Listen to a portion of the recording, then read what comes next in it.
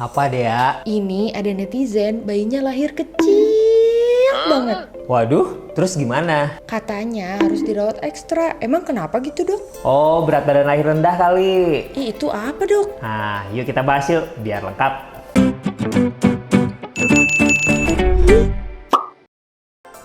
Hai Smartmoms Indonesia, welcome back to Dr. Niko Channel. Kali ini kita akan bahas tentang berat badan lahir rendah, penyebabnya sampai cara mencegahnya. Bayi dengan berat badan kurang biasanya sudah bisa kita deteksi sejak di dalam kehamilan. Bisa melalui pemeriksaan fisik maupun dengan pemeriksaan USG yang lebih akurat. Kalau berat badan bayi di bawah persentil 10 dari grafik pertumbuhan janin sudah bisa dikatakan dengan berat badan yang kurang atau pertumbuhan janin yang terhambat. Pertumbuhan janin terhambat ini sebenarnya dibagi menjadi dua, ada yang simetris dan ada yang asimetris. Kalau simetris biasanya dari mulai lingkar kepala dan lingkar perut sama kecilnya, tetap 1:1. Tetapi pada kondisi yang asimetris bisa saja lingkar kepala dan lingkar perut berbeda, bahkan lebih dari 1:2. Nah, pertumbuhan janin yang simetris biasanya terjadi 30% dari seluruh pertumbuhan janin terhambat. Sementara pada kasus yang asimetris itu bisa saja terjadi mencapai 80% dari seluruh kasus pertumbuhan janin yang terhambat. Tetapi total kasus terjadinya pertumbuhan janin terhambat ini kira-kira sekitar 10% dari total kehamilan. Dua-duanya sebenarnya berbahaya jika tidak segera diterapi ataupun tidak segera dilakukan tindakan penyelamatan. Nah, pertumbuhan janin terhambat ini bisa saja terjadi karena satu, usia ibu yang sudah di atas 35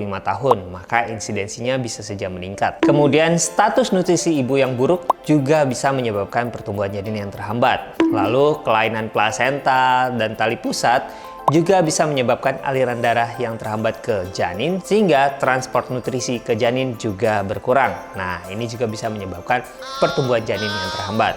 Kehamilan ganda atau kehamilan kembar juga bisa menyebabkan pertumbuhan janin terhambat. Hal ini karena ruangnya terlalu kecil sementara janin yang tumbuh di dalam lebih dari satu. Persalinan prematur tentu saja bisa menyebabkan berat badan lahir rendah pada bayi karena memang belum cukup ya usia kehamilannya. Kondisi ibu seperti adanya penyakit autoimun, adanya hipertensi, diabetes mellitus sejak sebelum kehamilan, itu juga bisa menyebabkan pertumbuhan janin terhambat. Penyakit jantung, penyakit ginjal, dan anemia juga bisa menyebabkan pertumbuhan janin yang terhambat. Infeksi-infeksi tertentu seperti rubella, sifilis, sitomegalovirus, maupun toksoplasma juga bisa menyebabkan pertumbuhan janin yang terhambat. Nah, kelainan-kelainan kongenital termasuk seperti Down syndrome juga bisa menyebabkan pertumbuhan janin yang terhambat. Nah, untuk smart moms yang menggunakan obat kejang selama kehamilan itu juga bisa menyebabkan pertumbuhan janin terhambat. Dan yang terakhir nih, adanya kondisi pregnancy blues. Nah, kasus seperti pregnancy blues ini membutuhkan dukungan suami dan keluarga yang sangat baik karena hal ini bisa berbahaya bagi ibu maupun janinnya. Jadi, smart moms yang mengalami BBLR jangan khawatir ya, konsultasikan dengan dokter pediatri atau dokter spesialis anak agar tidak mempengaruhi tumbuh kembang anak smart moms. Oleh karena itu, kontrol rutin secara teratur ke dokter kandungan Smart Moms sangat diperlukan. Jadi gitu deh ya, dan Smart Moms. Paham kan?